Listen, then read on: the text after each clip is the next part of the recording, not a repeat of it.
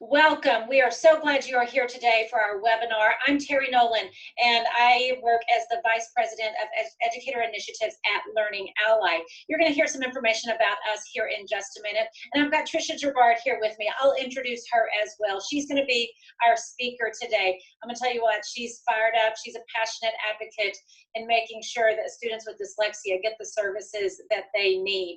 We also want to invite you to join our online community for this webinar. It's at edweb.net/readers. You can see it right there at the bottom of this slide. And in that community, you're going to be able to view and share this recording that you are a part of today. You're going to be able to take the CE quiz for the recording, download the slides and chat log. Let me say that again. You're going to get access to the slides. We get lots of those questions sometimes. You can join in our discussions. I know we've got a thriving group of people in that community. It's absolutely free. Plus, you can get access to the invitations for upcoming webinars and previous webinars as well. All right, before I hand it over to Tricia, I want to talk a little bit about Learning Ally. Learning Ally is the sponsor of this webinar today. And some information about who we are. We're a nonprofit education solutions organization. And our goal, our aim, our purpose is to transform the lives of struggling learners. And one of the ways that we do that is with our audiobook solution. Let me tell you a little bit about that audiobook solution. It is a multi-sensory reading accommodation for students with reading deficits. And what this does is it helps those students that struggle in the areas of decoding, fluency, comprehension, and it bridges them to that grade level content, that grade level access that's so crucial for them to keep pace with all of their assignments and coursework. And you know what it can do as well is just engage struggling readers into a world of reading, of story. We have so many books that align to their current curriculum, but we've also got those books that are just those fun reads. One of our top downloads right now is the books from the Dog Man series. I'm sure you can imagine, you've probably got kiddos in elementary. If you're an elementary educator, you know that Dog Man series. So for those students in the varying grade levels, for students in elementary school, they still love coming to school. They want to thrive and learn, and that's what those audiobooks can do for them, helping them to grow and understand the importance of learning. In middle school, the coursework gets a little bit heavier, right? I've got to make sure to manage a lot more with all of the assignments, and Learning Ally access with your textbooks. Your novels, your literature, the things you want to read and need to read are available for students. And then in high school, the heaviness and the cognitive load that comes sometimes when you're a struggling reader can really be burdensome. So that's why gaining access to audiobooks in high school can help you keep pace with everyone else. So I've got a screenshot here on the left-hand side of that audiobook where you can see that it's available on mobile devices, just like on the phone here, on computers, on tablets, and it's that integrated learning experience with the text on the screen. One of the things I want to point out is that Learning Ally is all human-read audio. So we've got volunteers that come in and read content. They do so with such a rich tone and texture, prosody in their voices, and model what oral reading fluency should sound like. For our educators, we have a tracking system that tracks student data and monitors their reading progress. You're able to see the books that the students are reading and be able to use some of our reading programs in order to spur and encourage students to be readers. All right. Tricia, I'm about to hand it over to you. And Tricia, I've known Tricia for several years. She works at Palm Beach County Schools, and she has so many letters after her name. I wouldn't even venture, trying to say all of those letters because I would miss one. I guess if I just said the alphabet, I might get it. But for those of you that joined right at time, we were talking beforehand. Tricia she's an advocate. because she's a parent of a child with dyslexia. And because of that passion for supporting her own son, she's done some incredible things in her own school district and even with the community as well. When we were chatting about this webinar, she was sharing some of those things, and I know she's going to share those with you today. So Tricia, with that, I'm handing it over to you. Thank you, Terry. It's an honor to be here. Thank you so much. My presentation is called Making Strides Towards Improved Educational Services for Students with Dyslexia. I do have a reading tutoring business as well, and I have this decoding literacy. That's my 501(c)(3). I'm going to talk to you a little bit more about that. If you guys want to start a Twitter feed, some hashtags you can use as the science of reading, dyslexia, EdChat, and screen dyslexia. So like she said earlier, my story does stem from my own son. That's my son in 2nd grade.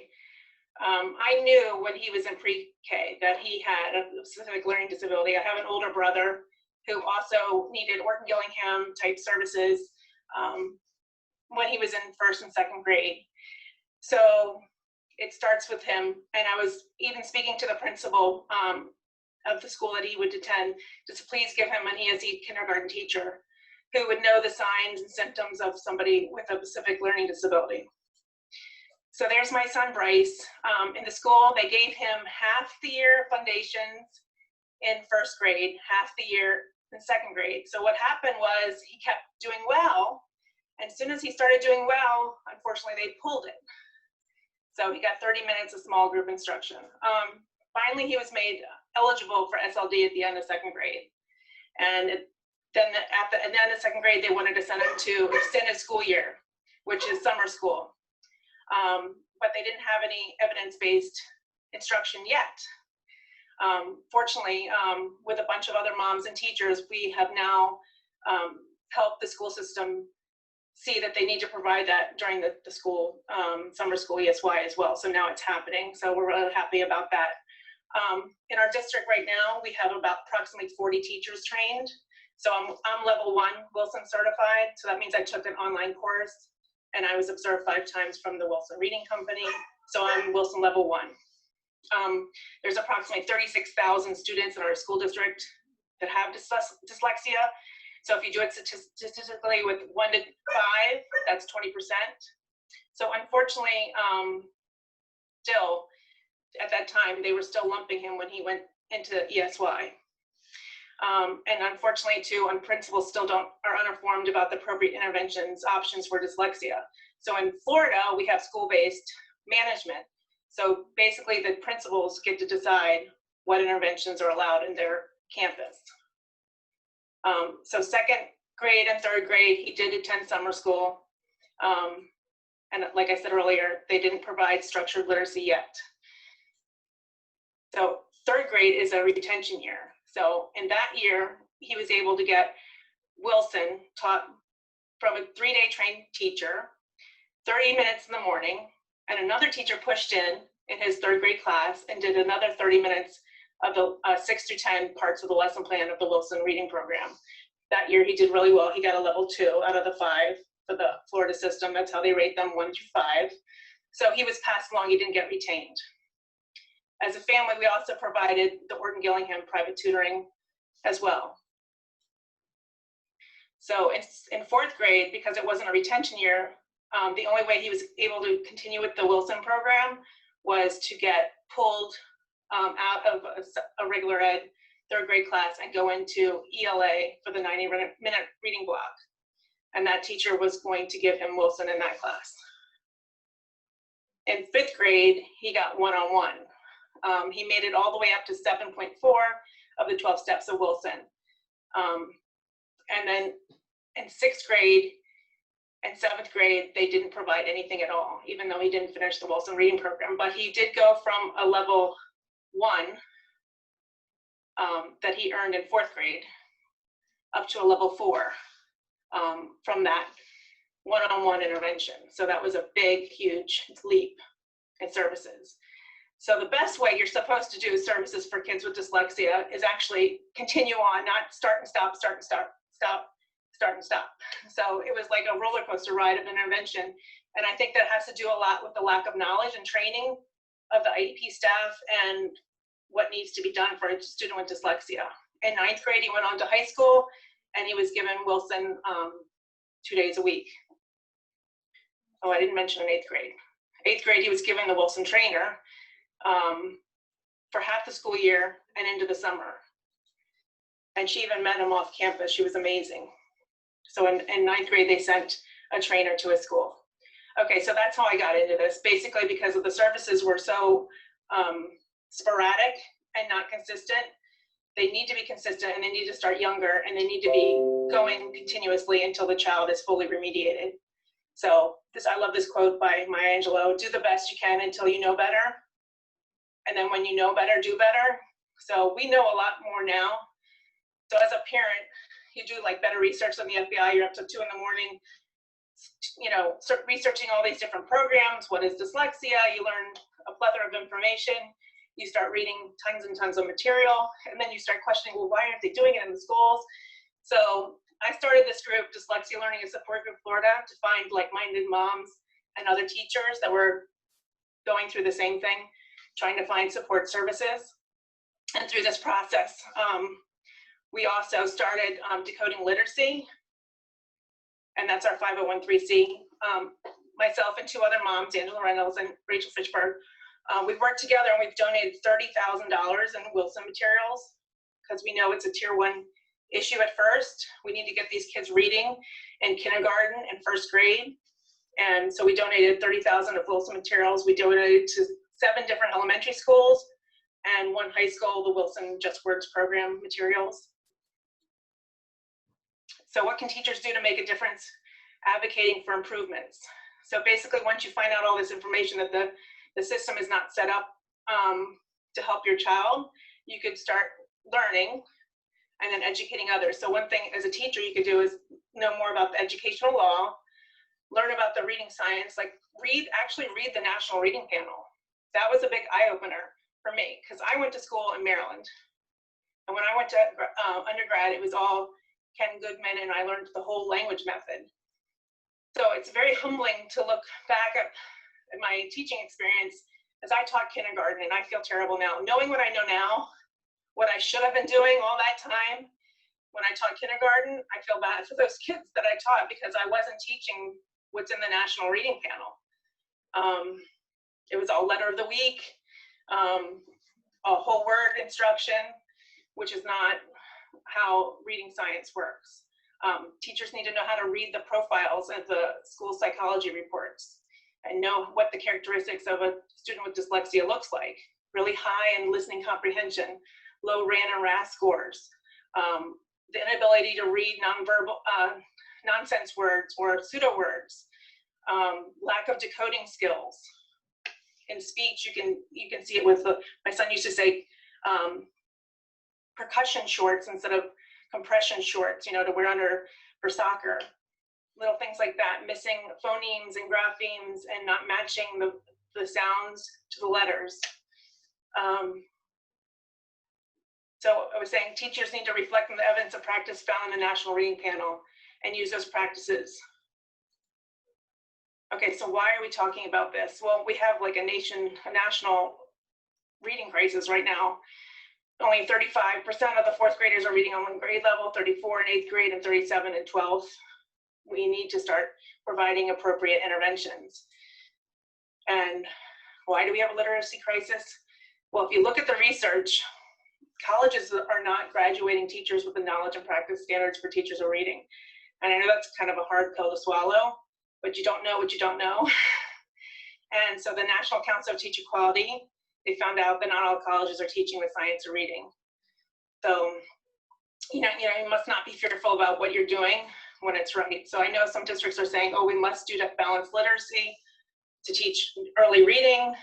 That's not what the science says.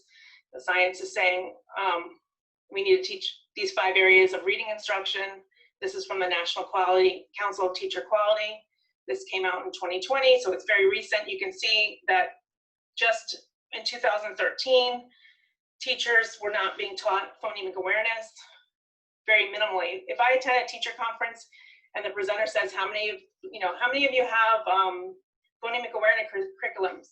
hardly maybe 3 or 4 people will raise their hand.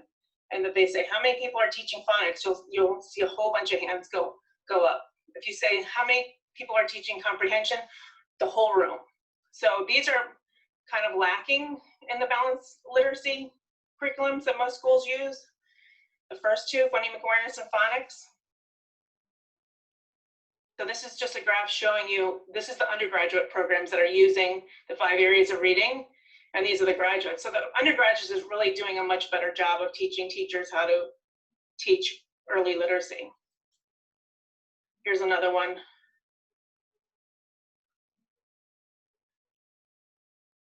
Okay, now what state is doing the best?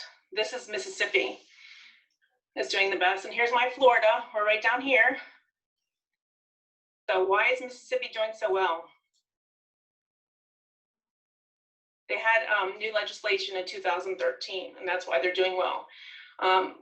We have had the knowledge of substantially increasing students' reading outcomes. We've known how to do it from the National Literacy Panel that came out in 2000, but some states are doing a better job than others. And how are they translating and scaling the reading science into policy and practice in our public schools? Like Dr. Sally Shewitz says, we don't have a knowledge gap. We know how to do this. We definitely have an action gap. And Dr. Tim Conway from the University of Florida, he has the Now Center. He said many studies have showed over 20 years ago that we can prevent reading difficulties, impairments for more than 95% of 5-year-olds. So here's the studies. We have Torgerson out of Florida Center for Reading Research. He did these 2 studies, and this is a good thing because look at this, we have 1 to 5 ratio. That means one teacher teaching 5 students. If we group them homogeneously and give them 91 hours and K1, 2, we can actually prevent reading failure. And to me, that's astounding because if we just read what's in the National Reading Panel, read what's in his research and replicate that in our public schools and scale it up, then we can actually change those projections of how many kids are falling behind. This is a colleague of mine, Sunshine Moss. She just got her PhD from the University of Florida, and they have a dyslexia certification program. It's 5 classes. You can do it online. And she did a poll for her PhD study. So basically, what she found out by polling all these teachers in Florida is that teachers, only 12% of them knew that dyslexia was caused by a phonological processing impairment. So the lack of teacher knowledge on dyslexia needs to be increased. We need major PD to solve this problem. The teacher knowledge down here, less than 30% knew that whole word memorization is ineffective, and only a small percentage were even certain about it. So beyond these misconceptions about dyslexia being a visual disorder, teachers have confusion about the research on effective instruction for basic tier 1 kids, just basic good instruction, quality instruction. So, what is a teacher to do when they encounter a struggling reader? Like those that are gonna be required to use Learning Ally, or that may be dyslexic, or maybe they come from a low socioeconomic area, or they don't have the language skills, they weren't read to as a young child. Maybe those 1 in 5 have dyslexia, maybe they're underserved communities. What is the teacher gonna do to help those struggling students? And PD is basically the answer. So I was thinking we could do a little poll just to find out, reflect on your own teacher knowledge, because when I went into this learning about dyslexia and for my own son, I thought I knew, but I didn't know what I didn't know. So the Wilson Level 1 certification was very eye-opening to me. So I thought we would do a poll. Is there a way for them to see the last slide? Okay, it looks like,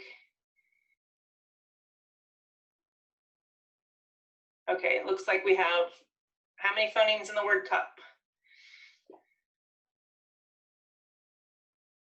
Okay, so most people are saying, looks like 4, yes. Okay, you got that right. Okay. Can we move on to the next one? For cups, how many morphemes or how many units of meaning do we have in cups?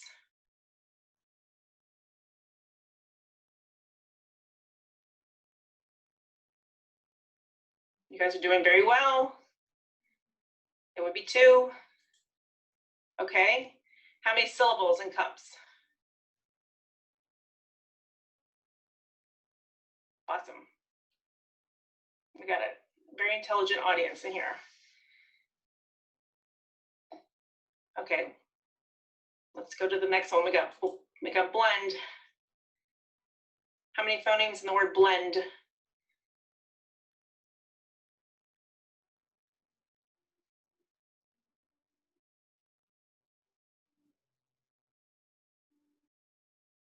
We got 5 as being the most prevalent answer. Good for you. You're right. Here we go. So we have blend would have 5. We'd have 1 morpheme for blend. We'd have 1 syllable. Phone would be PH. O, N would be 3 phonemes, 1 morpheme, 1 syllable. Called, K, A, L, D. We'd have 4 phonemes, 2 morphemes because ED means in the past, and 2 syllables. And the last one says unlikely. We'd have 7 phonemes, 3 morphemes, the un meaning not, and li, and then we have 3 syllables. You guys did really well with that. Okay, so what are we advocating for in early reading? Best practices for students with dyslexia for all. We want to have what's needed for dyslexia really needs to be done for all. So really good tier 1 intervention will help those with dyslexia. Then you can weed out those that are not being taught the science of reading and those that may have dyslexia. We want to screen early, as early as 4 years old. We want to take a preventative instead of reactive approach, because if we get them early, we can mitigate a lot of the pain of having a student that's struggling to read. It really does affect your social emotional well-being. Unfortunately, these kids develop if it's not identified early and not remediated, they develop a low self-esteem. It could lead to depression. It could even substance abuse and even suicide, unfortunately. So in this day and age when we're really concerned about mental health, we need to be screening kids. That's a great preventative mechanism for preventing future distress. Provide consistent, multisensory, explicit, systematic, cumulative structured literacy instruction daily. So I was giving you my son's example. He had it on and off again throughout his whole career of schooling. Right now he's in 11th grade. So he's done with the interventions, but in the early grades, it would have been great if he had had it K1, 2 and just been finished. And then as soon as you get them reading, they're good to go. Provide the instruction K and 1 and do what's maximally effective for all students. Heavy doses of phonemic awareness at the advanced levels to build orthographic mapping. So like I was saying on the last slide, most of the teachers didn't know that whole word is not how our brain functions to memorize in our long-term memory. It's orthographic mapping. So teaching each phoneme, b, o, the segmenting, and the blending and deletion with the orthographic mapping is how it stores in our brain. And you do exercises similar to what's in Equipped for Reading Success by David Kilpatrick. In first grade, you could just do these 1-minute easy exercises, like for example, say sleep. Now say sleep, but don't say the s. And then the student would say leap. And then you would say, if you say sleep without the s, you get leap, sleep, leap. So that's a deletion. Just think about all the different skills that the student has to do just to do that one deletion. They have to say the word, hold the word in the working memory, have the knowledge to be able to isolate that sound, and then take it out and still remember the last few sounds and then feed it back. That's a lot. Substitutions, and these are all things that are done for phonemic awareness at the advanced levels. This would be an example of a substitution. Say grew, now say grew, but instead of g, say t. And then the feedback would be, if you say grew and change the g to a t, you would get true, grew, true. Deletion, say went, now say went, but don't say the t. If you went without the t, you would get when, went to when. And these are examples of the same thing you can do in a second grade level. So now you're taking the medial sound here of the vowel. Say ran, now say ran, but don't say ah, say So you get from ran to run a deletion bread. So you have a blend here, say bread, now say bread, but don't say the You'd have bed, another substitution, crew, and now you're taking the blend and you're splitting it apart and you're putting in another sound. So say crew, instead of say ul. When you say crew and change the to ul, you get clue. Those build orthographic mapping in your brain, and that helps you store words in long-term memory. So some other best practices for dyslexia is explicit and implicit teaching of rich language through text and teacher modeling. So this is just an example, like in the light of the moon, a little egg laid on the leaf. That's the first sentence in The Very Hungry Caterpillar by Eric Carle. Students won't hear their parents speak like that, but in written text, they'll be able to get that rich language that they need to improve their language acquisition. So we have teach explicit, the structure of language. Like for example, right here, how it has the suffixes and the prefixes. This is a matrix. So you would start on the left, enjoyable, teaching the base word and what it means, and the prefixes and suffixes. High doses of synthetic phonics, teaching them to go at, cat, and all aspects of reading should be explicitly taught. Don't leave anything for chance with kids with dyslexia or struggling readers. The research is clear, teachers need PD, as I showed you before. Work on increasing your knowledge base in the science of reading. Many teachers may know a lot of these skills already. There's many different ways of spelling A, like AI, AY, A constant E. Those all contribute to reading success, and this experiment out in Stanford University said that they got kids to grade level with only 20 sessions. So that's really encouraging. So what state was doing well was Mississippi. So I wanted to find out, well, what is Mississippi doing to make all these high gains? So I called up Miss Burke and read their literature. Basically what they did in Mississippi, K through 3, they started in 2013. They educated all their teachers on letters, and that letter stands for Language Essentials for Teachers Teaching Reading and Spelling. It's from Voyager Soapers West, made by Tolman and Motes. And so it took them 3 years, but they trained all their teachers. So that's the highest predictor of, what's going to happen in your school district is the knowledge and practice of your teachers, if they know what to do. So they got the highest ranking in the nation. They also provided literacy coaches in every elementary school that had the lowest state testing scores. So some other things that teachers need to know about is just the simple view of reading. Decoding times language acquisition or comprehension is equaling reading comprehension. So if a kid is dyslexic, typically they're going to have a 0 in decoding, and they're probably going to have a really high language knowledge if they had parents that read to them. So 0 times 1 is still going to be 0. But you can have also the students that I teach to some of the classic ASPE or Asperger or autism kids might have really great hyperlexia in decoding, so they would get a 1, but then they have no idea what they just read, so that would be a 0, and their comprehension would still be 0. So these are the basic things that I was not introduced to in my graduate program or my undergrad. And it was available in '86 before I graduated, but I never learned any of this. The reading wars basically are over, but all that good instruction that I got taught in my undergrad University on Whole Language from Ken Goodman, that is really great stuff for stimulating language comprehension. So in the last slide, you really do need all that great language comprehension. However, it's not evidence-based approach to teach word reading. And that's what our dyslexic kids need. They need word reading. Okay, so to increase your knowledge base, here's some recommended reading that you could do on the side. A lot of this is not covered in your college prep, and there's all kinds of things out there that would help you be a much better instructor for your student with dyslexia. It's a big knowledge curve. And another thing you can do is join the Reading League. and the International Dyslexia Association. They're actually having a presenter, Dr. Susan Hall, tomorrow. And you can join there at thereadinglead.org. They have all kinds of videos on their YouTube channel to watch. You can also watch Learning Alley webinars that you're doing right now to learn more.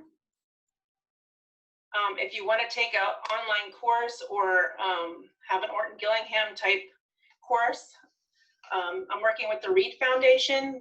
This summer, we're putting one together in West Palm Beach, and we're going to be offering some teacher scholarship. It's just at the classroom level OG training, but it'll get your foot in the door. There's also the Boone Foundation out there. There's free training on readingrockets.org. And if you want, you can go for the Center for Effective Reading Instruction certification. You take a test and you can get certified. For parents, if you're looking for somebody to help your kid, I was able to get a scholarship for my kids from the John Corcoran Foundation. He's actually an older gentleman that was a teacher. He's dyslexic and he never learned to read, and he had a really nice, a lot of nice girlfriends in high school that helped him pass along, and in college as well as wife. That's what he said. He became a teacher and he didn't know how to read. So he started this foundation, and if you go on his website, they do offer, it was 10 hours when my son was back in 5th grade of free EBLE training,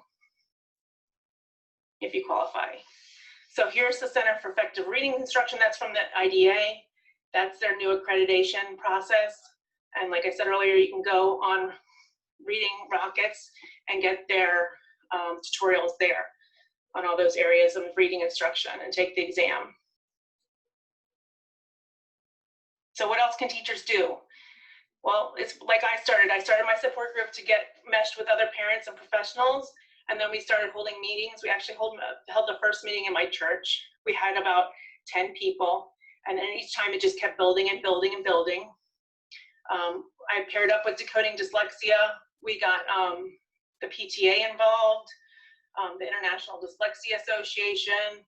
We tweeted and Facebooked with many school associations, psychologists and administrators, the superintendent's group, and of course our House of Representatives and the senators in the education committees to tell them about what was happening in our schools. You know, we felt like the kids with dyslexia were not being taught according to IDA, and what could we do with our state laws to, you know, increase our literacy in Florida.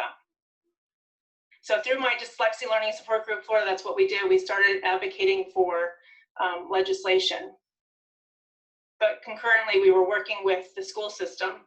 Like I said earlier, we gave materials, over $30,000 of materials to K-1 classrooms in my district, and also Wilson Just Words materials to the local high school. The reading teachers there was 3 level 1 Wilson teachers there. That's the highest in any school in our district. And they screened all their kids. They used the KTA and the WIST, parts of the WIST. And they found 150 kids in high school that still needed intervention. That just blows my mind. So just think about that. Those are kids that made it all the way from elementary, middle, and freshman and sophomore year. That's when they offer that class, that still needed to learn how to decode. The skills that they could have learned in K and 1 and 2, they were still needed to learn in high school.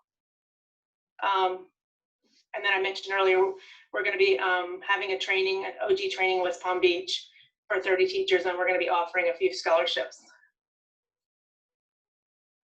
So what can teachers do in their community? So this is what I did to try to build awareness. I started holding groups in my public library and having meetings at least 4 times a year. I invited the school district AT department, the people that provide Bookshare, people that provide Learning Ally, Read Write Gold, and other AT technology pieces to speak to the Lottie kit that's in every elementary school and middle and high school in our district. That's a kit that has all the AT materials in it to trial. I had guest speakers come out to the libraries and speak to parents and professionals, private school programs in the community that might be able to meet the needs of those kids in our community, and private providers such as myself come out and speak. What else? Right here, this picture over here on the left in the middle, that's the the District Literacy Fest. Angela and I, she's the other mom in my 501(c), we presented for a day where teachers throughout our district can come and learn. They have different rooms set up with different venues, and we spoke about a dyslexia stimulation. We did that one from the IDA Northern California dyslexia stimulation, just so they could feel the frustration, and so teachers would have some more empathy for how the kids are struggling in the classroom and have some sort of understanding. We did a training at the Microsoft store. So all these tools like Dragon Speaking Naturally, this is my son giving a talk at the library on his AT back in the 5th grade. But now you don't need Dragon Speaking Naturally so much because it's all built in on Microsoft. It's also built in on Google Chrome. If on Google Chrome, you can just go up to Tools and click on voice typing, and then you can speak whatever you're speaking will show up on the kids' Google Doc. The same thing for the Microsoft Immersion Reader is amazing. You can plop in any text on Immersion Reader, click a button, and the whole thing will be read to you.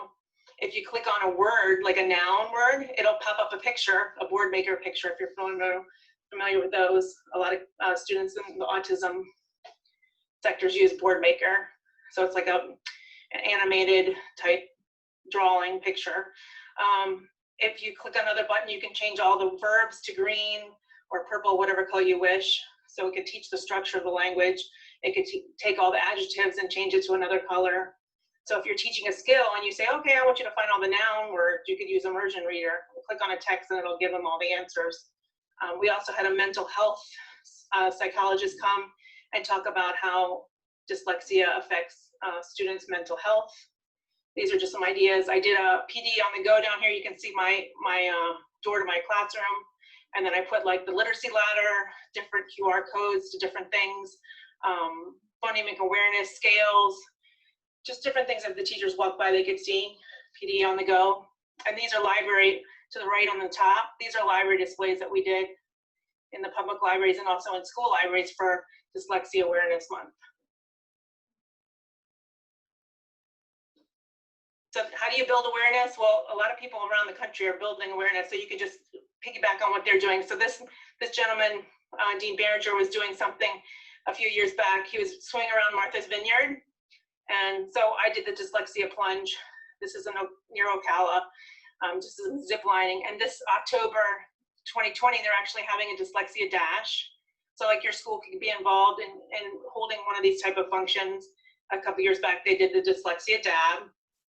Just bringing the topic up to the forefront and people getting to talk about it, because there's a lot of myths about it being a visual disorder rather than a phonological processing disorder. Getting to the root of sound is the difficulty. We've had different speakers come to, this is a different speaker at the library. This is Dr. Tim Conway. He worked on the National Reading Panel. We had him speak by Zoom in 2014, then we had him in person. We were honored to have him in person in 2015. He runs the NOW program. And he also has the Morris Center and the Einstein School. It's the first dyslexia charter school in Florida. We have another one too now in the Grass Choice Academy in Jacksonville. They're the first public school system in our Florida to have a school dedicated to teach children with the characteristics of dyslexia. And we were lucky enough that during when Dr. Conway came to present, our ESE director and our manager and many of the school psychologists attended. We've also had the Florida International Dyslexia Association president, Pat Sakel, and she was instrumental in passing legislation in Texas. Texas has had their laws on the books for like 35 years. But she was recently the past president of the Florida International Dyslexia here in Florida, so we were lucky enough to have her speak. We also got different resolutions trying to bring awareness. This is one from the governor of Florida. We had one from the PTA in Florida. We've had one from the Palm Beach Board of Commissioners. So just basically trying to bring awareness of dyslexia to the community. And here's a picture of the different private providers, the private school, private providers, and also our ESE manager at the time. So how are we going to create systemic change? You have to share your knowledge with others. connect others to valuable resources, collaborate and network with teachers and other professionals in your community, create that like-minded community of your peers, and help others to accept and embrace diversity. This is our advocacy timeline.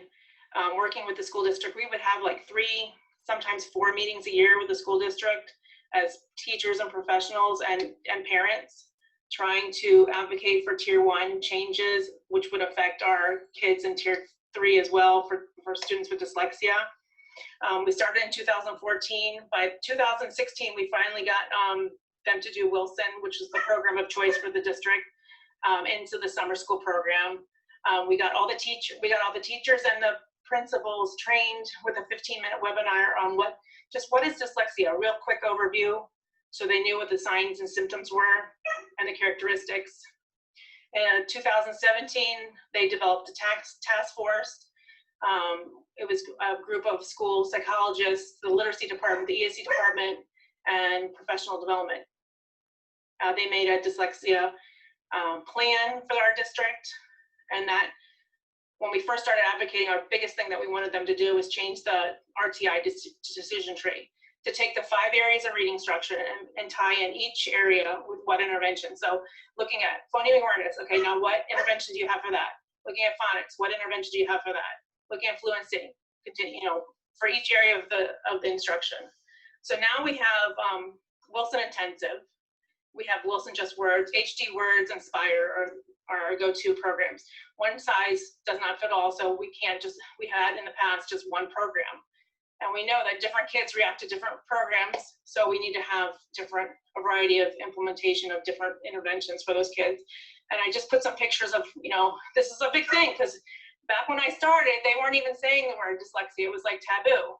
So just for them to tweet out, and post a thing on Facebook about Dyslexia Awareness Month was amazing. So very proud of our school district for doing that and raising awareness. We had a previous superintendents come and go, and that's kind of hard because you start educating. You're educating, advocating, and basically legislating. But the education has to keep continuing because it's a spiral and a flipping of leadership. So a lot of education and communication back and forth with the leadership. It's like it's like being on a cruise ship and them trying to turn the ship, away from balanced literacy, away from whole language, which is the science of reading. And that's what we're trying to push right now. So with the legislation that we've passed, they've started the task force. That's them working. This is their plan. And you can see that they were going to implement a school implemented a dyslexia screener for students in grade 1 when barriers continue after providing III intervention. That's immediate intervention. And they provided a toolbox. They also started a learning strategies class. So just to give you a personal example, my son went back to his home school in the 6th grade, and they didn't have a learning strategies class at that school. We got doggies, sorry. Hello, everybody. They miss me. So just getting every school in the district to have a learning strategies class was a huge jump. We have the strategic instructional model out of the University of Kansas, and to try to get all the middle school teachers and 4th and 5th grade teachers and possibly high school teachers trained in that so that they can provide that in the learning strategies class is huge. And then by this year, they're supposed to have all the staff trained in specialized needs for students with dyslexia. But we don't have a screener yet. We tried desperately. Session just ended last week, and it didn't pass this year. We have no dyslexia screener, so we're going to go back to the table this year and educate, advocate, and legislate again next year. And that's what happened with our first bill. It didn't go through the first year. We were able to get it the second year. So what schools are doing it well? We have 2 schools that I wanted to highlight. We have Alyssa Streckman out at Polo Park in Wellington. They're doing HD Word and HD Word Plus. We have in Delray, we have Stacy the principal out there. They're using their data. Their ultimate goal is to get 0 level 1 students by 3rd grade and 100% proficiency. And they don't have 100% proficiency, but they haven't had any kids haven't had to be level 1 in years now. And this is what they're doing. They're doing foundations. They have 83 kids. They're doing Fire. They're doing Learning Ally. Yay, Learning Ally. They're doing rewards. They're doing just words. They're doing Wilson. They're doing a double dose of Haggerty in K and 1. Okay. And this is the legislate part. We have Bryce there in 7th grade advocating with Senator Lori Berman and Janet Atkins. She was the head of Education Committee. Here we are at the Dyslexia Summit. We had that in 2005.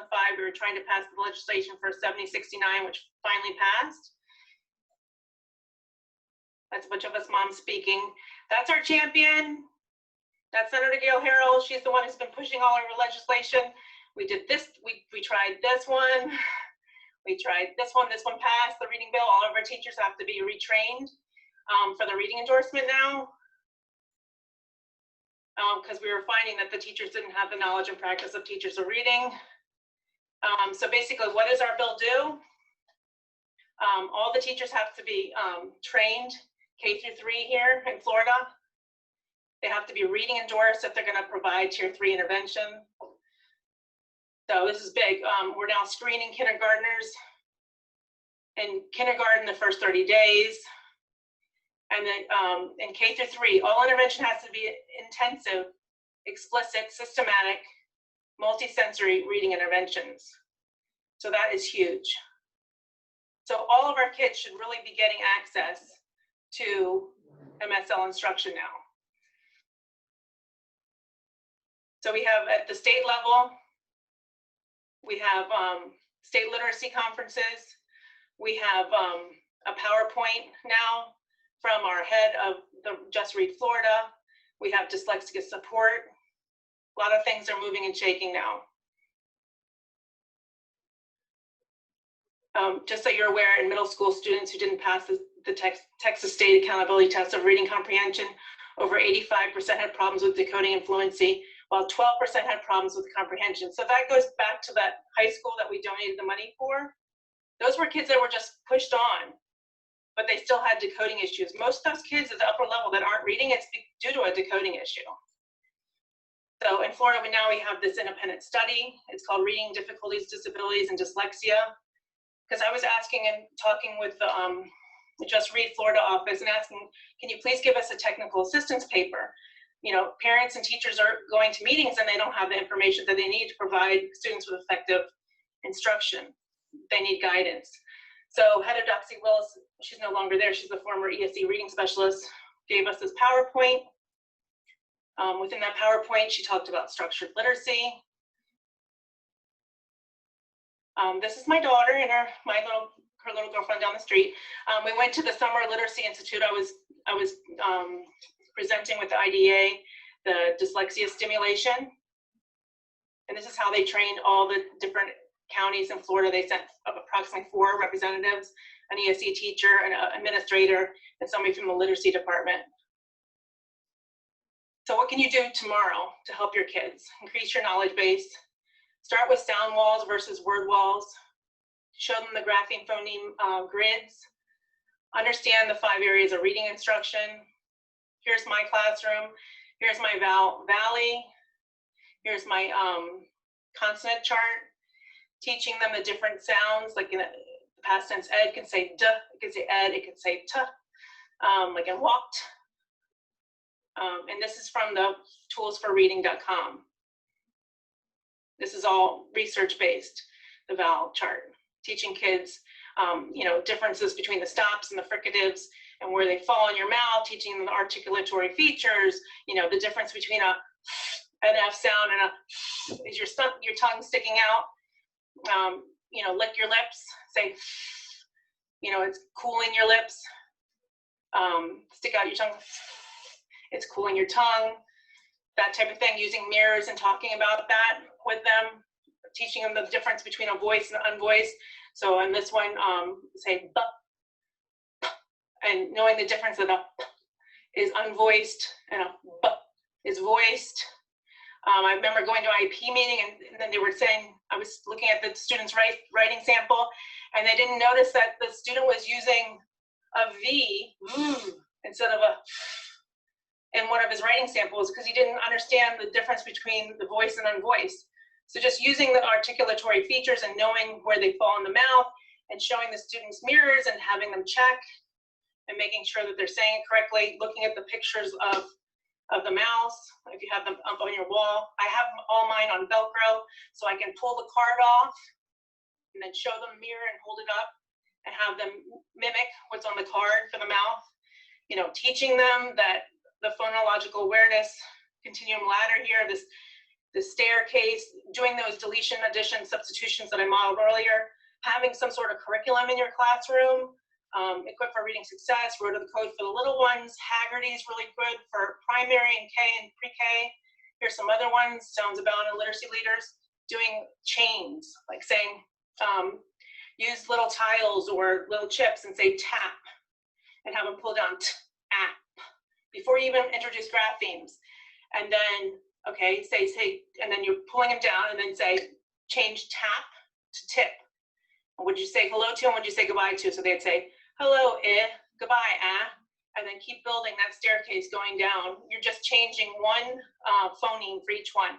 So tap to tip, and when you say tip, change it to lip. You know, hello, goodbye, lip, and then you can actually have them write the graphemes later.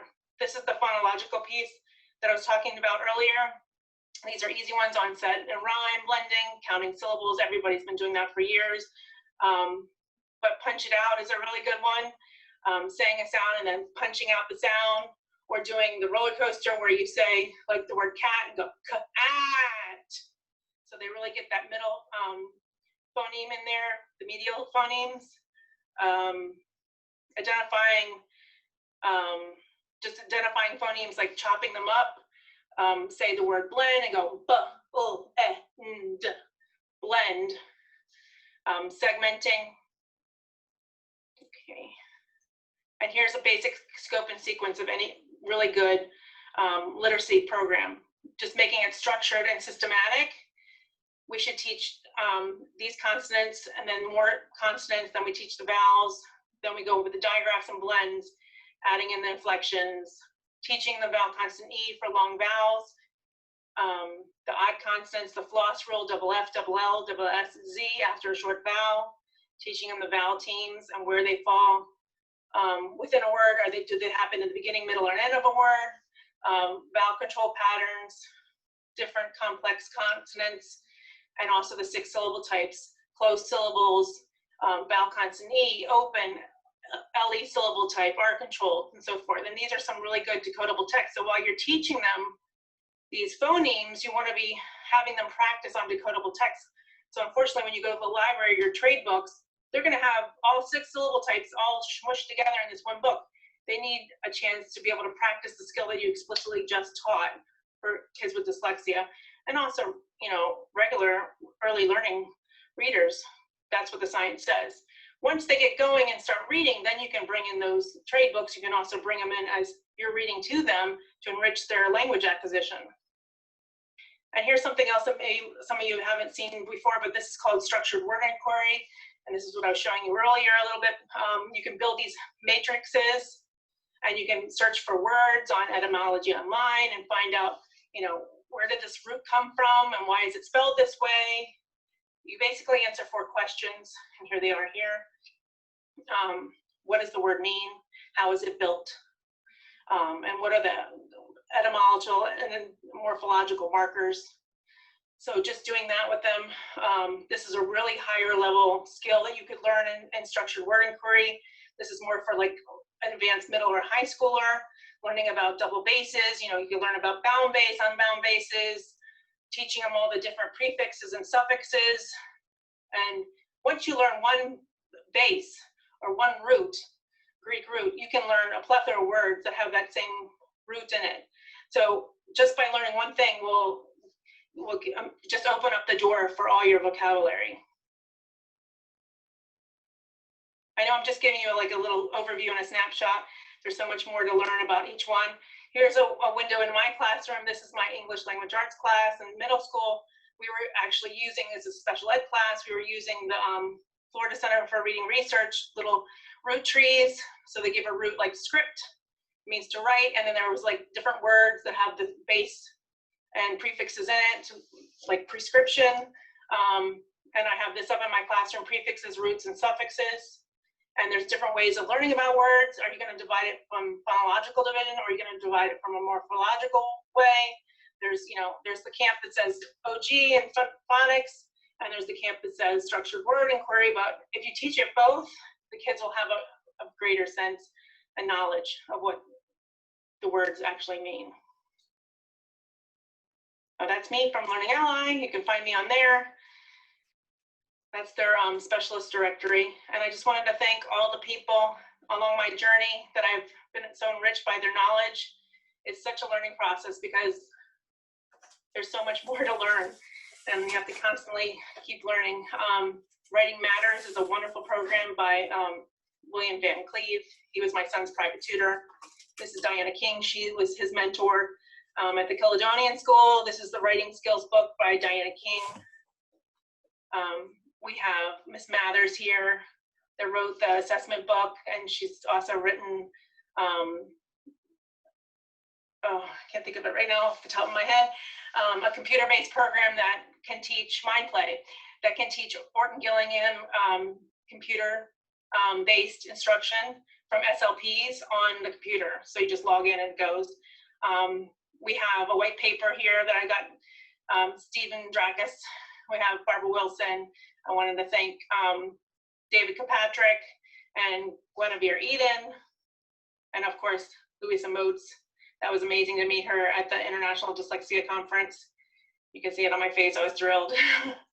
I got a chance to speak at the International Dyslexia Association legislation panel because we were passing Senate bill, House Bill 7069. That was the reading bill that we got, and the multisensory instruction for the K through 3. So, and this is also decoding literacy. A lot of thanks to Deborah Lehman, who started with 7 parents on a train, started the whole movement of decoding dyslexia.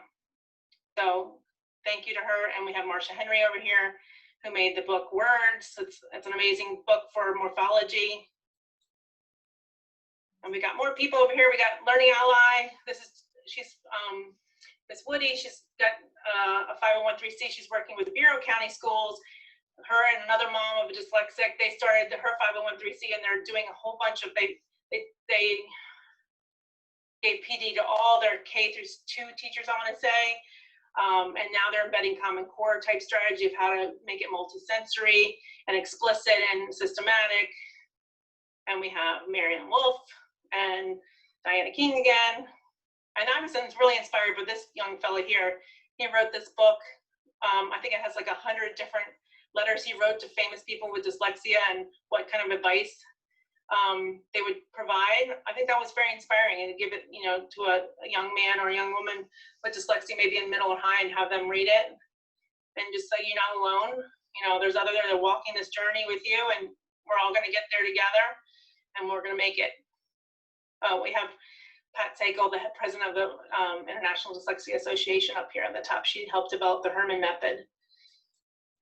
So thank you very much. It was an honor to be here with you today. And you got to meet my doggies too. All right. Yes, Tricia, my goodness, thank you so much. There was so much good information in the webinar today, and a lot of people had some comments. If you're willing, I know we're a little bit past, but I do have a couple of questions that came in, and maybe we could answer a couple of those real quick. So one of the things, a lot of people, the RTI, the differentiated RTI decision tree that your district uses, is that something that is shareable? Is it something that maybe we could post in our community for others to see? I think it's shareable only because it is located on the Florida Department of Education site, so anybody could go view it. Okay. So if you went to Florida K-12 literacy plans and looked at Palm Beach County, Florida, you could find it right there. There we go. Awesome. Thanks for directing us in the direction to where to go to find that. Also, for all those folks that are outside of Florida, there were some questions about, could you define what an ESE is? Oh, exceptional student education. There we go. Qualifies for other health impaired, specific learning disabilities, somebody who's blind, you know, somebody with an intellectual disability, those type of students. So our dyslexics usually fall typically, well, it's supposed to under IDAs fall under specific learning disability. So what specific learning disability do they have? They have dyslexia, which is an impairment in reading, fluent reading. Right. All right, awesome. Thanks for that, answering that question. We did have a question come in about Learning Ally, and whether or not that it can be downloaded and accessed at home. So I'll answer that question. Absolutely it can. So as long as the student has downloaded the book while at school to their device, it can be taken home. That's one of the great things about the solution, is that it can be 365 days a year, 24/7. So it's something that gets to go home with students. And I know, Tricia, you've probably seen the value of that with the students that you work with. Oh yes, I use it this week. We've been piggybacking on the Dan Gutenberg or the Dan Goodman books. We've read 3 of them so far since last week, since we watched his author presentation on Learning Ally. So my kids use a Chromebook. They go to the Google Chrome store and they download Learning Ally link. They add it to their page and they can read the book on their own. I prefer as a teacher, because I want to pause during instruction to present it on my dot cam. So I do it that way, and then we pause and we write in our journals, you know, do some annotating, you know, after a couple chapters, and they have to write like 1-minute summaries. Oh, that's awesome. Yeah. And with that embedded note-taking tool in there, you could do that as an option, or just do the physical annotation as well. Yeah, perfect. All right. Like I said, there was a lot of questions. There's no way we're going to get to them. There were a couple that you answered, actually. Somebody asked about a good book. You're talking about the one book from Aidan Colvin, where he wrote all those letters. It's available on Learning Ally as well. So thanks, everybody, so much for being here today. You know, Tricia's passion, you can see what she's done not only in her community, to help spread the message. I mean, that's the thing. If you're just getting started, you got to start spreading the message, creating awareness, and then moving into getting educators trained and things like that. And that's what we want all of you to do. So as we wrap up today, let me just leave you with a couple of things here. Once again, about Learning Ally. If you don't have the solution, I highly encourage you to do that, because one of the things I love for a student that can't decode well, that hasn't mastered the phonemic awareness, phonics, phonological aspect of language, they can still be readers with Learning Ally, getting access to those audiobooks. And we've got testimonials from administrators, from teachers, from students. You can contact us for a demo at 1-800-221-1098. Go into our website, browsing around, learning more. And also, don't forget to join our community on EdWeb, edweb.net/readers. Thanks so much for attending. We're so glad that you were here with us today. Tricia, thank you so much for everything that you're not only doing in the state of Florida, but you just impacted a lot of people today. Thank you.